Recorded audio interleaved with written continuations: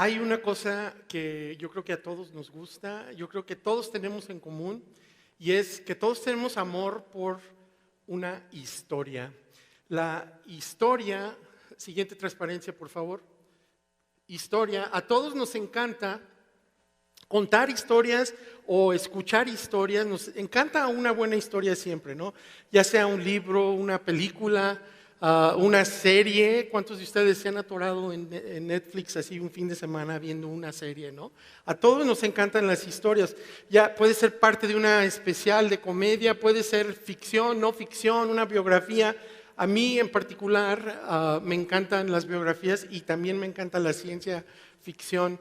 Pero a veces puede ser que nos interese algo que sea una simple historia que le pasó a un amigo, o también pueden ser tus momentos más vergonzosos, ¿no? Las historias incluyen eso también, pero a todos nos encanta escuchar y muchos disfrutamos cuando nos dedicamos o cuando nos toca contar una historia. Pero hay algo que no es tan evidente en esto de las historias y que debería de ser mucho más evidente de lo que es. Pero lo que no es evidente, pero debe serlo, es que cada uno de nosotros está construyendo y estamos creando una historia. Estamos creando la historia de nuestras vidas, ¿no? Y debería de ser evidente. Cuando alguien te pregunta por tu pasado, de dónde eres, por ejemplo, te dicen, ¿a qué colegio fuiste? O cómo se conocieron ustedes, siempre nos sumergimos en un capítulo de la historia de nuestras vidas cuando lo contamos, ¿no? Y si eres, a lo mejor si eres o fuiste curioso como yo, te interesaban mucho las historias de tus padres. A mí definitivamente me han llamado la atención las historias de mis papás, las de mis abuelos. Hay unas historias fenomenales que en otra ocasión se las contaré, pero de hecho puede que en tu familia haya historias de esas historias legendarias, ¿no? De las que siempre nos gusta escuchar. Yo no sé, en muchas familias a veces se sientan en la mesa y en la mesa al comer, sobre todo en las reuniones de Navidad, ¿no? Cuando se vuelve a juntar toda la familia, de repente empiezan las historias y las historias y las historias que a veces las oímos una y otra vez. Pero aquí está la cosa que te quiero decir, ¿no? Mientras suceden todos estos acontecimientos que forman las historias que contamos, nadie está pensando en términos de una historia. Todos están pensando en términos de hechos recientes, ¿no? Siempre estamos actuando y reaccionando en términos de hechos recientes. Y esto nos lleva justo a donde queremos dirigirnos el día de hoy, que es que cada acontecimiento actual o hecho reciente, significativo o raro o inusual, incluso cada temporada de tu vida, cada vez que queda atrás una temporada de tu vida, un espacio de tu vida, lo reclasificamos siempre como una historia. Y es una historia que contamos, o a veces es una historia que esperamos nunca tener que contar, ¿verdad? Puede ser una historia demasiado vergonzosa o dolorosa para contarla.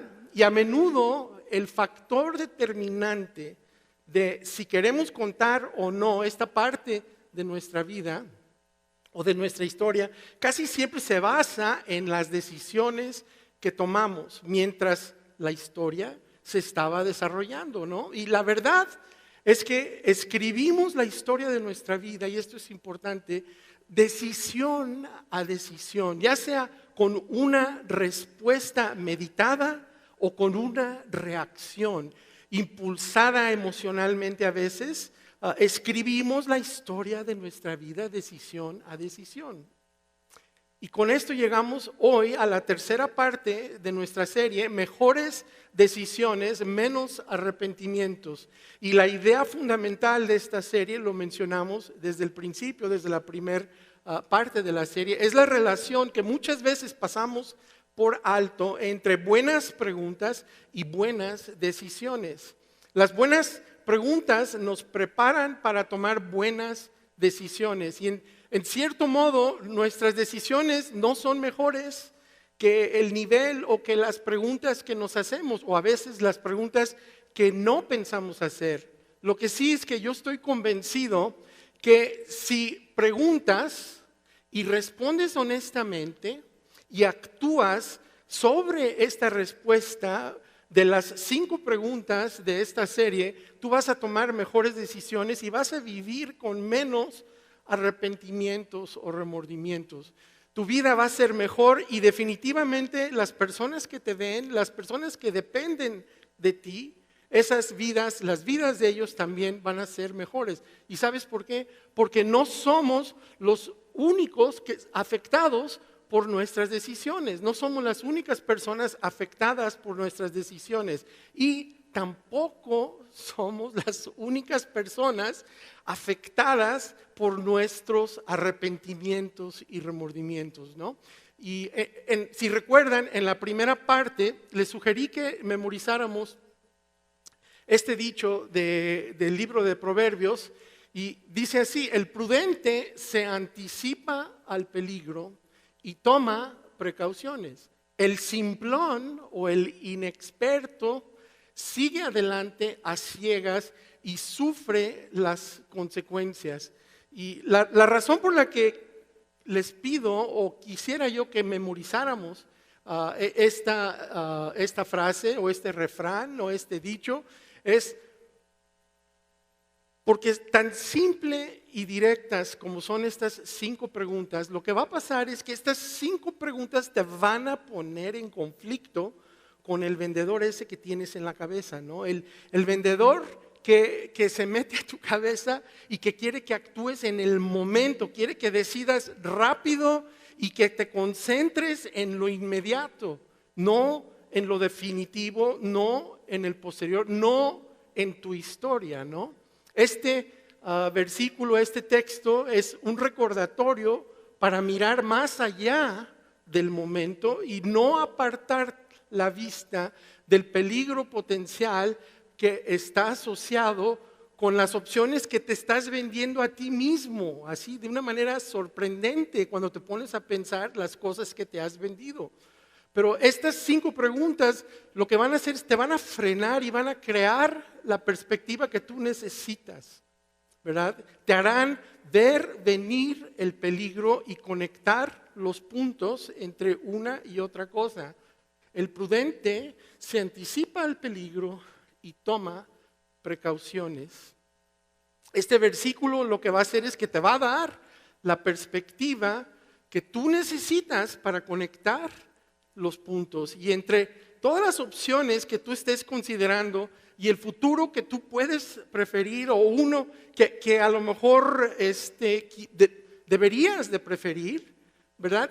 Estas opciones te van a conectar los puntos y te van a dar esa oportunidad de hacer esas conexiones. La última vez presentamos la primera de estas 5 preguntas. La pregunta número 1 le llamamos la pregunta de la integridad, y la pregunta es esta, dice: ¿soy honesto conmigo mismo?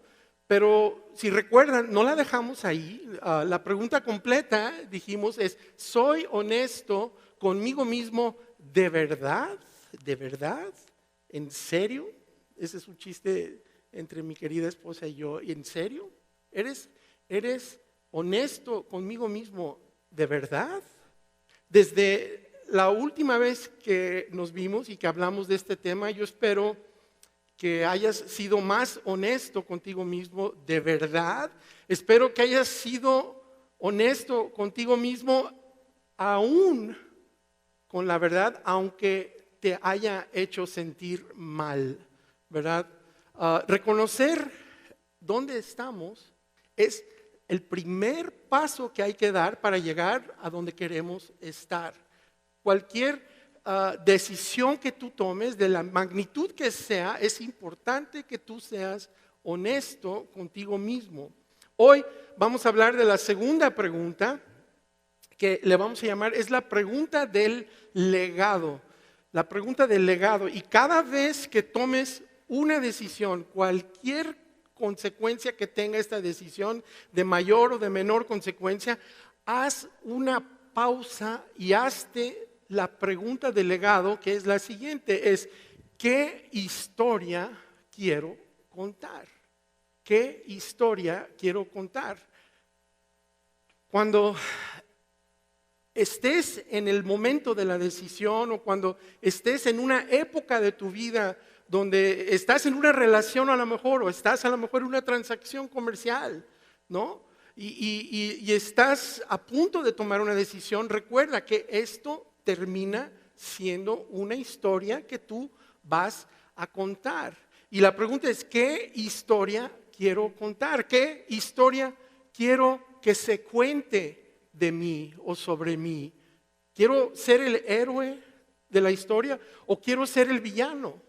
¿Quiero ser un buen ejemplo o quiero ser mal ejemplo? ¿Qué opción que tengo, qué opción quiero escoger que hará que esta historia sea una historia que merezca la pena recordarla en lugar de una historia que espero que todo mundo se olvide de ella o que nadie la recuerde, ¿no? Ahora, ¿qué opción, qué decisión voy a tomar que haga que esta historia sea una que algún día yo quiero contarle a mis hijos? Una historia que algún día quiero contarle a mis nietos, ¿no? Y aquí la buena noticia en todo esto es que tú decides, ¿no? Pero decides una decisión a la vez. Porque en lo que a ti concierne o lo que a ti respecta, tú escribes la historia de tu vida, una decisión a la vez. Y esto lo voy a repetir otra vez porque es tan obvio, pero se nos olvida en el momento. Escribes la historia de tu vida, una decisión a la vez. Cada decisión que tú tomas se convierte en una parte permanente de la historia de tu vida. Cada decisión que tomas tiene un desenlace, una consecuencia y un resultado en tu vida. Y puede ser bueno o malo, deseable, indeseable, puede ser esperado, inesperado. Sea como sea, ese resultado se convierte en parte permanente de la historia de tu vida. Y tal vez esta sea tu historia, ¿no? Imagínate, tu jefe te pide que le mientas al cliente. Entonces tú le mientes a tu cliente o al cliente. El cliente se entera, se molesta, se queja y tu jefe te echa a ti la culpa y pierdes tu trabajo. Ahora, parte de tu historia es que mentiste y perdiste tu trabajo y esa no es una buena historia, ¿verdad? Ahora, ¿qué tal esta historia, no? Tu jefe te pide que mintieras, te pidió que mintieras y tú decidiste, ¿sabes qué? No lo voy a hacer y perdiste tu trabajo. Pues esta no es tan grande historia, pero es una mejor historia, ¿no? Te despidieron porque te rehusaste a mentir. O a lo mejor, esta es tu historia, ¿no? A lo mejor conociste a un tipo, ¿no? Este tipo y pues estaba bien, era conveniente, era un tipo, estaba aquí a la mano, un cuate. No había nadie más en el horizonte, ¿verdad? Y tú sabías que no debías de perseguir a este tipo ni buscarlo, pero pues lo hiciste de todas formas y cuando menos te das cuenta pasan 2 años y toda esa relación se evapora y no sirvió para nada, ¿no? Y no sé si esta es una historia que no quieras contar, yo me imagino que sí, pero definitivamente es una historia que a lo mejor definitivamente no creo que quieras que te pregunten sobre esta historia, ¿no? Ahora, ¿qué tal esta historia? ¿Qué pasa con esta historia? ¿No? A ver, vamos escuchando esta. ¿Qué tal si tus amigos querían salir, pero tú tenías que estudiar para un examen? Y tú les dijiste, no, me voy a quedar en casa. Y te quedas en casa, estudias y al día siguiente tomas el examen, lo pasas.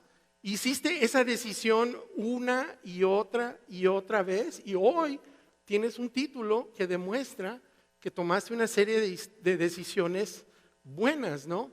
Cada decisión y su resultado forman parte de tu historia. ¿Y esto qué significa? Significa que decisión a decisión vas escribiendo la historia de tu vida.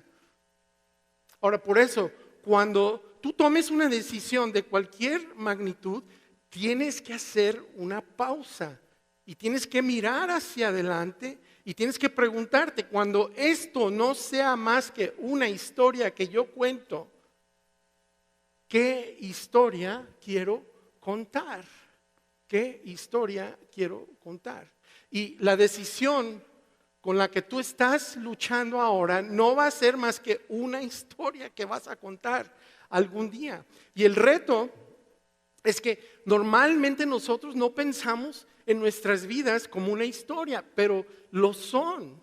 Si tú has perdido el trabajo recientemente, a lo mejor, y por ejemplo en esta temporada que hemos pasado recientemente, sobrevivir esta temporada sin trabajo, va a ser una historia que tú vas a contar algún día. ¿Y qué historia quieres contar? Perdí mi trabajo, me sentí tan avergonzado que empecé a beber demasiado y acumulé deudas innecesarias y perdí el respeto de mis amigos y de mis hijos. Esa no es una gran historia, ¿no? Pero es comprensible, a lo mejor es entendible que exista esa historia, pero perder un empleo y pasar un periodo prolongado sin trabajo es algo espantoso, ¿verdad? Es algo aterrador, pero las decisiones que tomamos en los valles acaban siendo historias que contamos del otro lado. Tal vez esta es tu historia, ¿no? Tal vez estás saliendo con alguien y las cosas pues van más o menos bien, ¿no? Pero hay alguien más en el panorama o en el horizonte y sí está casado o sí está casada, ¿no? Pero tú te encuentras jaloneado o jaloneada en su dirección y él o ella parece estar jaloneado o jaloneada en tu dirección. Y también tienes la sensación de que si tú estás dispuesto, él o ella le va a entrar y también están dispuestos, ¿no? Y tu decisión, tienes que saber, es parte permanente de tu historia y de la suya. ¿Qué historia quieres contar? Me involucré con alguien en el trabajo y rompí un matrimonio y ahora sus hijos van y vienen como pelota de ping pong entre dos casas los fines de semana. ¿Esa es la historia que quieres contar? Aquí hay algo que nos pasa a todos. ¿Te gustaría poder contar tu historia sin saltarte ningún capítulo ni tener que mentir sobre los detalles? ¿O no? ¿Será? Algún día yo creo que te va a gustar o te gustaría poder sentarte con tus hijos y tus nietos o con alguien con quien esperas pasar el resto de tu vida y contar toda tu historia. Te gustaría ser el héroe de tu historia. Todos queremos eso, estoy seguro. Y en el futuro tú lo puedes tener. Pero para ello tienes que detenerte en medio del momento de la decisión y preguntarte, ¿qué historia quiero contar? ¿Cuál de estas opciones que tengo a mi disposición, cuál de ellas quiero que forme parte permanente de mi vida y de mi historia? Una de las razones por las que nosotros no pensamos en nuestra historia cuando tomamos decisiones es que nos distraemos con la presión, ¿no? Y las emociones del momento, las emociones, esas cosas que a veces nos gustan y a veces no nos gustan, a veces se intrometen tanto en lo que sucede en nuestras vidas, ¿verdad? Pero con las emociones del momento que son como niebla, ¿no? Las emociones tienden a nublar nuestras decisiones, nos hacen perder de vista el contexto más amplio que es nuestra historia. Y no sé si sepas, yo creo que ya sabes cómo funciona esto, ¿no? Casi siempre es un momento de presión, tienes una fecha límite, tienes que decidir y tienes que decidir pronto. ¿verdad? Si no te casas conmigo, me voy. Híjole, tengo que decidir. Nadie quiere ser abandonado, ¿no? Y si no cumples tu meta de ventas, estás despedido o despedida. Nadie quiere ser despedido, pero son momentos de presión y cuando tú te ves obligado a tomar una decisión bajo presión, es difícil pensar en el futuro, pensar en mañana y mucho menos pensar en que estás construyendo una historia. Tú lo que quieres es nada más sobrevivir el día de hoy. Entonces, ya sea que sea el miedo, ya sea que sea amor o celos, las emociones complican el proceso porque centran nuestra atención en lo inmediato, en lugar de lo definitivo, en lugar de nuestra historia. Nos quedamos pensando en términos de opciones y no de nuestra historia. Y el reto es que no existen entornos emocionales neutros para la toma de decisiones. Yo no sé si lo sepan, pero no existen. Cuando se trata de grandes decisiones es casi imposible ser una persona objetiva. Tu peor decisión en el pasado, y nada más piensa, a ver si lo puedes traer a la mente, tu peor decisión en el pasado fue impulsada por algo con un fuerte atractivo emocional. A lo mejor fue un primer matrimonio que estaba condenado al fracaso desde un inicio, desde el principio, o a lo mejor fue una compra que hiciste que no debiste de haber hecho, que era tan atractivo cuando lo compraste, era tan atractivo cuando te lo comías o cuando lo fumabas, era tan atractivo cuando salías con él o te ibas a vivir o te cambiaste o te fuiste a vivir con él. Si te dedicas a las ventas, tú sabes que lo peor que tú puedes hacer es dejar que un cliente o un prospecto potencial se salga de la tienda o deje de conversar contigo sin hacer la venta o sin cerrar la venta. Y la razón es que una vez que se van, ¿qué es lo que ocurre? El atractivo emocional del producto empieza a desaparecer, ¿no? Y es mucho menos probable que hagan una compra. Los psicólogos tienen un nombre para esta dinámica y explica por qué una vez que nuestro apetito interviene en el proceso de la toma de decisiones, perdemos hasta cierto punto la cabeza. Y este sesgo cognitivo, esta forma de ser, se ha bautizado como focalismo. ¿Y por qué? Porque las víctimas se centran en una sola cosa y descuidan todo lo demás. Y para como jalarlo al territorio familiar este concepto, si alguna vez has estado enamorado o enamorada, y espero que lo hayan experimentado, pero tú has sido víctima del focalismo.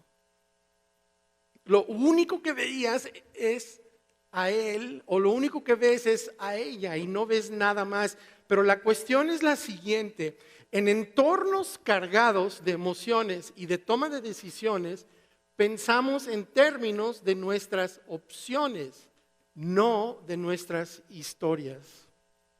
Entonces, te voy a dar un consejo.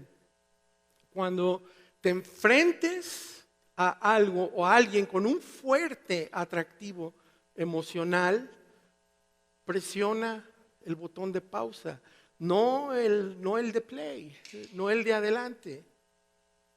Una fuerte atracción emocional a cualquier cosa, no tiene que ser persona, a cualquier cosa, debería desencadenar en un foco rojo, no un semáforo verde.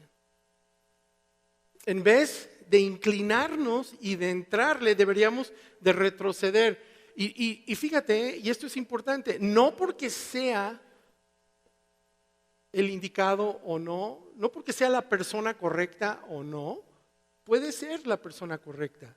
Y no porque sea una buena inversión o mala inversión, puede ser una buena inversión. No porque sea el trabajo perfecto que te están ofreciendo o no, pudiera ser el trabajo perfecto que te están ofreciendo. Pero debemos de dar un paso atrás, ¿sabes por qué? Porque cualquier cosa con un fuerte atractivo emocional, incluso lo correcto, nubla nuestro juicio.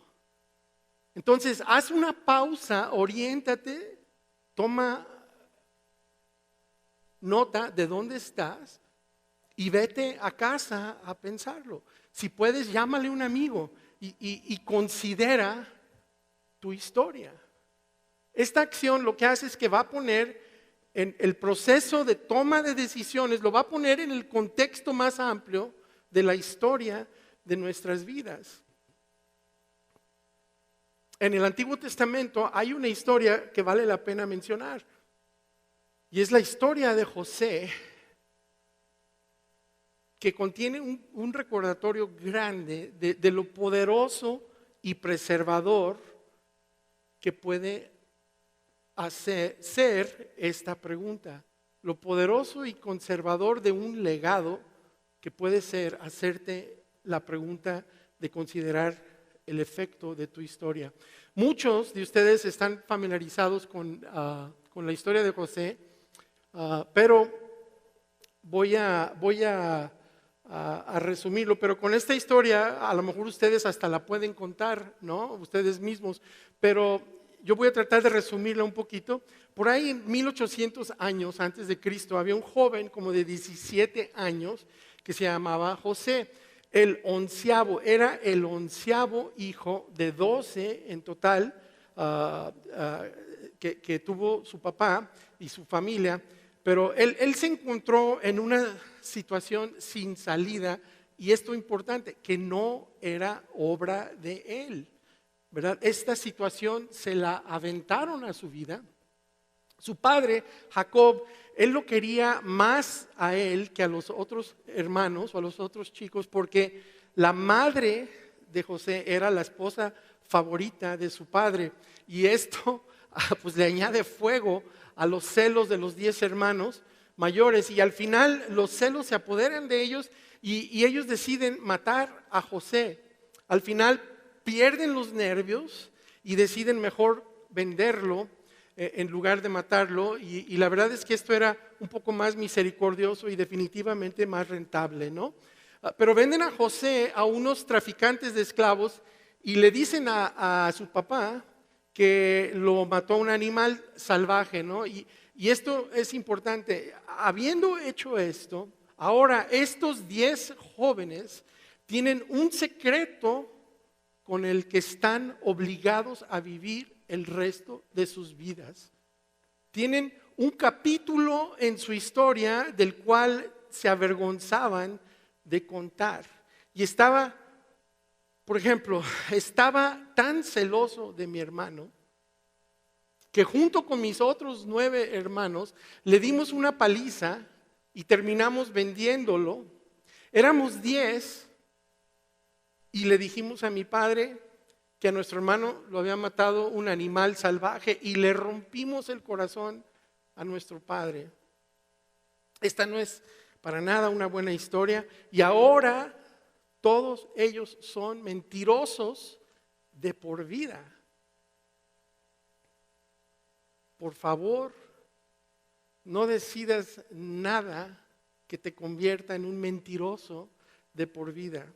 Lo que tú ganes en ese momento no va a valer la pena de lo que vas a tener que cargar el resto de tu vida.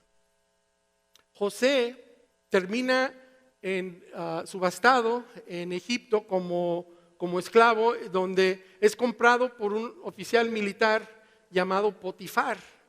Ahora, José tiene una decisión enfrente de él. ¿Huyo? ¿Hago lo que hace la mayoría de los esclavos lo menos posible, con la peor actitud posible? ¿O me lanzo a este asunto de la esclavitud con todo lo que tengo? Y la verdad es un dilema, y fíjense el nivel del dilema que es, porque José es un niño rico que creció siendo el favorito de su padre, ¿no? Entonces este es un dilema sobre un dilema para él. Pero les voy a decir lo que hace que la historia de José sea tan familiar para nosotros. Y es que nada de esto era culpa de José. Alguien tomó el control de su historia. Como de seguro en tu historia partes de ellas hayan sido secuestradas, ¿no? Pero en el mundo de José, su historia fue secuestrada por personas malvadas, personas egoístas. Y entonces en la mente de José, pues ¿para qué el intento, no? Alguien más controla esto. ¿Por qué me preocupo? Y esa siempre es la tentación cuando alguien decide nuestra historia en una mala dirección. José se niega a tirar la toalla y dejar que el destino se salga con la suya, y en su lugar él decide servir a la casa de Potifar como si fuera su propia casa.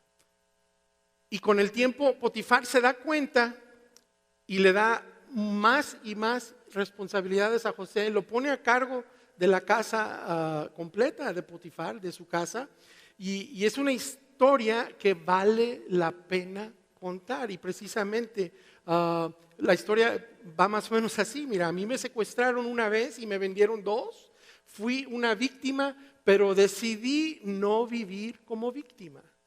Y esa fue la historia que José decidió. Pero entonces, como sabes, después de haber subido en circunstancias difíciles a ocupar un lugar importante en la casa de Potifar, su historia se vuelve a cruzar con la historia de otra persona. Y esta persona es la mujer de Potifar. Y él se encuentra de nuevo sin tener la culpa en una situación de estas sin salida.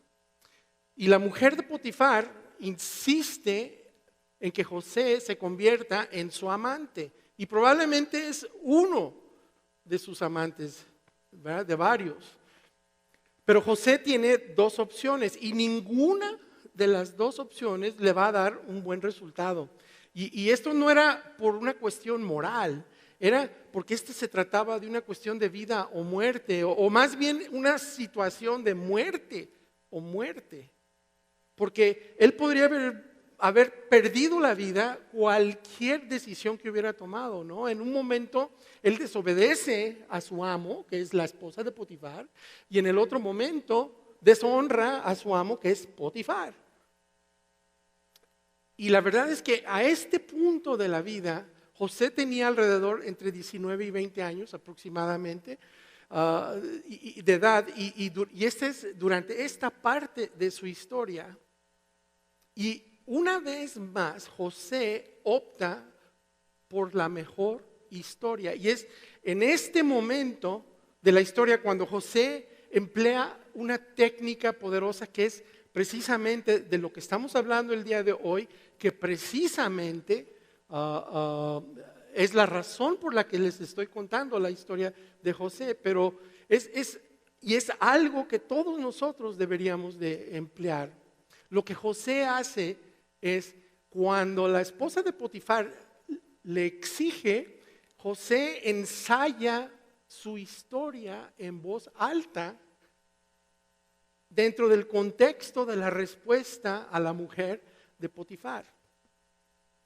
Y así es como sabemos hoy y entendemos cómo tomó su decisión y cómo es que la tomó dentro del contexto de la historia de su vida. Voy a parafrasear la respuesta o la primera parte de la respuesta de José a la mujer de Potifar. Y luego vamos a leer o les leeré la segunda parte del texto. Pero esencialmente esto es lo que José dice. Dice, señora Potifar, llegué a esta tierra como esclavo. No tenía derechos ni futuro. Su esposo me compró. Hice todo lo que pude para servirle a él y a usted. Con trabajo duro y la ayuda de Dios, me he ganado la confianza de su marido. Me ha puesto a cargo de toda la casa. En otras palabras, mi historia está mejorando cada vez más. Y luego dice lo siguiente, según el detalle ya escrito de la historia, dice, mire, le contestó, mi amo confía en mí y me puso a cargo de todo lo que hay en su casa, de todo lo que hay en su casa. Y la implicación de José hacia ella, dice, nadie aquí tiene más autoridad que yo. Él no me ha negado nada, con excepción de usted, porque es su esposa. La implicación de José hacia ella es, ¿sabes qué? Esta es mi historia y también es la historia de usted. ¿Realmente necesita usted pensar en esto? ¿Realmente quiere usted contar, tuve una aventura con un esclavo hebreo como parte de su historia? Y entonces José vuelve al contexto más amplio de todos, a la luz de todo lo que ha pasado y a la luz de la confianza de su marido en mí y la misericordia de Dios hacia mí. Y entonces pregunta, ¿cómo podría yo cometer semejante maldad? Sería un gran pecado contra Dios. ¿Por qué querría yo añadir adulterio a lo que está resultando ser una buena historia? Con un final que yo nunca soñé posible. En otras palabras, ¿cuál de estas historias preferiría contar? Historia número 1. Su marido me dio una oportunidad que nunca soñé que pudiera tener, así que le fui fiel a él y al Dios que ha estado velando por mí. O historia número 2. Su marido me dio una oportunidad que nunca soñé que pudiera tener, así es que me aproveché de su confianza y tuve una aventura con su esposa. ¿Qué historia quieres contar? Cuando la decisión que estás tú a punto de tomar no es más que una historia que contar. ¿Qué historia quieres contar? Como probablemente sabes, José decidió la mejor de las dos historias, hizo lo correcto, pero aún así las cosas no salieron bien porque la mujer de Potifar lo acusó de intentar de violarla y José acaba en un calabozo, en el calabozo de Faraón. Pero la historia de José no había terminado y tampoco la tuya ha terminado, quiero que sepas. Pero cuando atravesamos una mala racha o nos encontramos en una temporada larga y difícil, parece a veces que el capítulo actual de nuestra historia es toda nuestra historia. A veces pareciera ser así, pero a menudo y muchas veces las respuestas o nuestras decisiones son las que marcan la diferencia entre una historia que acaba mal o una historia que acaba bien. Si tú conoces la historia de José, vas a saber que mientras él está en la cárcel, José hace lo mismo que hizo en la casa de Potifar. Él decide bien y con el tiempo se gana el favor del alcalde de la prisión o del jefe de la prisión y al poco tiempo termina dirigiendo la prisión. Y varios años más tarde, y que no se te olvide esto, varios años más tarde es llevado a la presencia del faraón para interpretar un sueño que el faraón tuvo y él creía que era un sueño importante para la nación de Egipto. Y ninguno de los magos de faraón pudo interpretar este sueño. Entonces, en un giro sorprendente o otro giro sorprendente de la historia de José, él le dice al faraón que él tampoco puede interpretar el sueño, pero que Dios, el Dios hebreo, sí puede. Y esto es peligroso porque En esos tiempos, Faraón era Dios, se consideraba un Dios, ¿no? Entonces, ¿cómo le dices esto a alguien que se considera a sí mismo Dios? Pero afortunadamente el faraón estaba de buenas, tenía más curiosidad que enojo o indignación y deja que José siga adelante. Y entonces, según la interpretación, José le dice que Egipto va a experimentar 7 años de cosecha récord de grano, que Egipto va a estar nadando en grano y que era un gran problema porque en aquel tiempo esto era un gran problema porque el pan era un alimento básico, era la gente de la antigüedad, esa era su comida básica y entonces el grano era una fuente principal y la porción dominante de la dieta estándar. Entonces, si no iba a haber grano, la gente se iba a morir de hambre. Y era una gran noticia, pero era solo la mitad del sueño. La otra mitad le dijo que Egipto iba a experimentar 7 años de cosecha récord de grano, seguidos por una hambruna tan severa que todos se olvidarían de los 7 años buenos. Entonces, cuando José termina de interpretar el sueño, todos supusieron que José había terminado y se excusaría y se saldría de la habitación, pero José no había terminado y hace lo impensable, lo inconcebible, y le da al faraón un consejo no solicitado. Nadie le daba a faraón un consejo no solicitado, y especialmente un extranjero que todavía tenía olor a calabozo, ¿no? Entonces, ¿cuál fue el consejo de José? José le dice al faraón: alguien tiene que levantarse todos los días concentrado en preparar a Egipto para lo que viene. Así es que elige a alguien en quien tú confíes y ponlo a cargo del almacenamiento del grano. Y yo quiero pensar que el faraón le dice, de repente dice: no, silencio. Y mientras todos están esperando, queriendo saber qué horror le esperaba a este hebreo arrogante, y el faraón sonríe y le dice, siguiente transparencia, le dice: ¿sabes qué?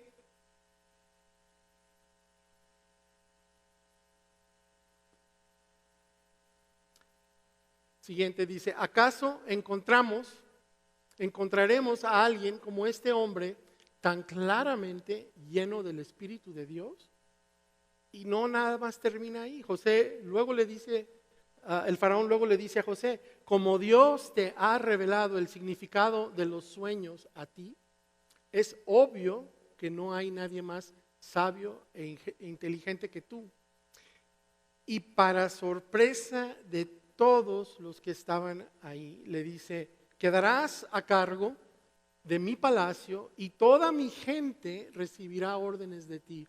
Solo yo, sentado en mi trono, tendré un rango superior al tuyo. El faraón nombra a José primer ministro de Egipto y una vez más José decide bien y se entrega a esta oportunidad sin precedentes que le cae o que le llega.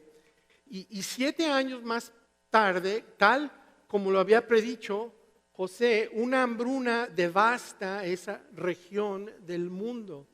Y cuando las despensas de grano de todo el mundo están vacías, José abre los silos federales de grano y alimentación y alimenta a la nación de Egipto. Y al poco tiempo, gente de toda esa parte del mundo empieza a hacer caravanas hacia Egipto para comprar grano, incluyendo los hermanos de José.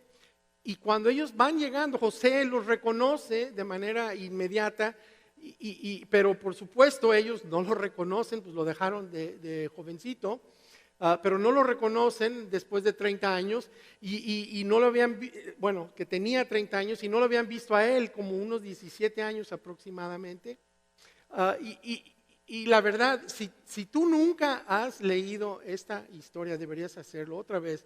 Quien te dijo que está aburrida la Biblia no sé dónde anda, ¿verdad? No sé qué partes de la Biblia está leyendo, pero la Biblia tiene muchas historias tan importantes, interesantes, pero hay tantos detalles fascinantes que no tengo tiempo ahorita de explorarlos todos, pero al final José revela su identidad a sus 10 hermanos mayores y ellos se quedan mudos, ¿no?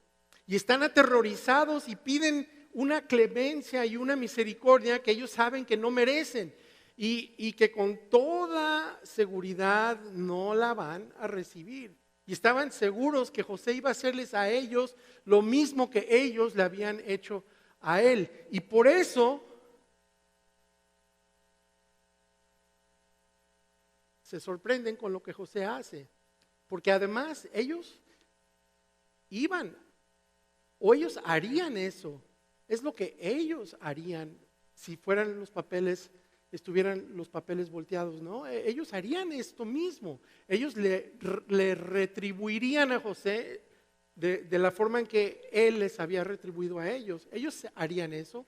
Entonces, en este punto de la historia, en este punto de la historia nos damos cuenta que José no era como sus hermanos. ¿Y sabes por qué? Porque a lo largo de su vida, José decidió no reaccionar. Y cuando al negarse él a reaccionar, él evitó ser como la gente a quien a él no le gustaba, ¿no? A la gente que él detestaba. Él se decidió en contra del jaloneo gravitacional de la amargura. Entonces José era libre para escribir una historia mejor y él decidió su vida en una dirección diferente. Él decidió una historia digna de ser contada. Y por eso contamos hoy la historia de José miles de años después. Él decidió que la venganza no iba a ser parte de esta historia. Y además de rescatar a Egipto de la hambruna, José rescató también a sus hermanos y a sus familias. Las trasladó todas a Egipto y esta es una historia que vale la pena contar. Es una historia que él decidió, una decisión y una respuesta a la vez. Y lo que me trae de vuelta a pensar en ti y en mí, a pensar en nosotros. ¿Qué historia quieres contar? ¿Qué historia quieres que se cuente sobre ti? Como José, como sus hermanos, tú estás escribiendo una historia, decisión a decisión. No hagas lo que hicieron sus hermanos. Nunca elijas la opción que te convierta en un mentiroso o una mentirosa de por vida. Mucho después de que de todo lo que tú crees que ganes con generar una historia así, tú te vas a quedar con tu mentira. Y te vas a quedar con una historia que no estarás orgulloso o orgullosa de contar. Cada decisión relacional, cada decisión financiera, académica, profesional, y los resultados de estas decisiones terminan siendo y formando y forjando la historia permanente de tu vida. Así es que escribe una buena historia. Decide una buena historia. Y si hasta ahora tú no has decidido una buena historia, recuerda esto, tu capítulo actual es solo un capítulo. No es toda tu historia. Entonces, al terminar, yo quiero retarte a tomar esta decisión. Decidiré una historia que estaré orgulloso de contar. Y cada vez que te enfrentes a una decisión de cualquier magnitud, tú pregúntate, cuando esto no sea más que una historia que cuento, ¿qué historia quiero contar. Y entonces enseguida decide, la historia de tu vida, tú la escribes decisión a decisión. Escribe una buena historia.